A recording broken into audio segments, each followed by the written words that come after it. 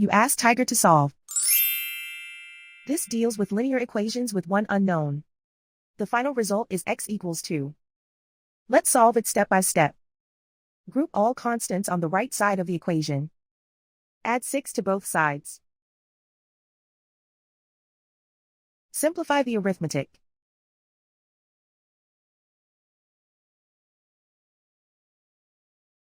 Isolate the x.